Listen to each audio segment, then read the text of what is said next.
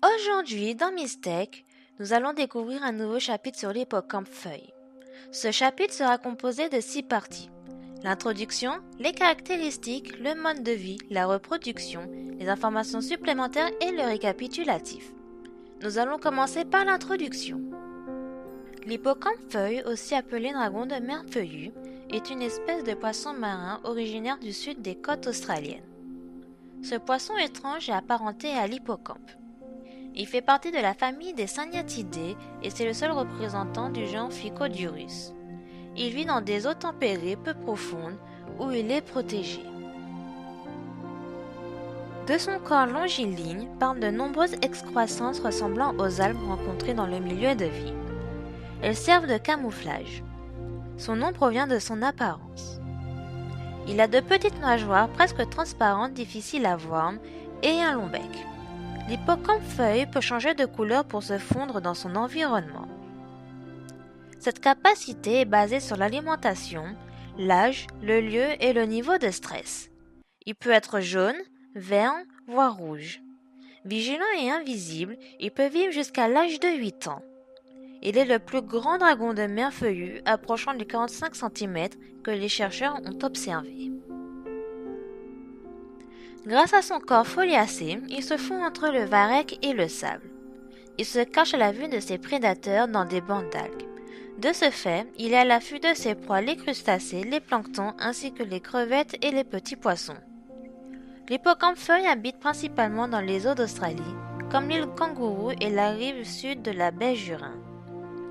On le retrouve autour des massifs de sable, dans les eaux jusqu'à 50 mètres de profondeur pour un meilleur camouflage.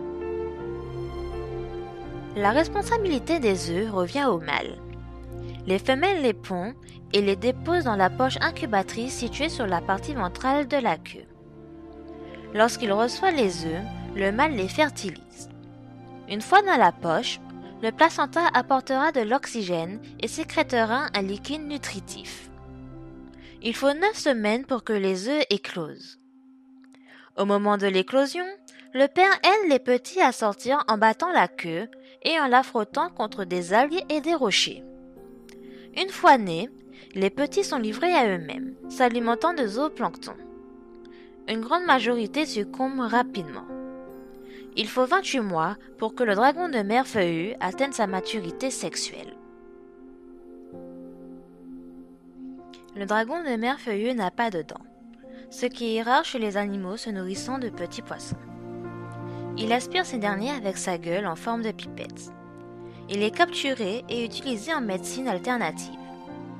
L'Australie a décidé de le protéger, comme leurs récifs coralliens sont pollués par les industries et les pesticides.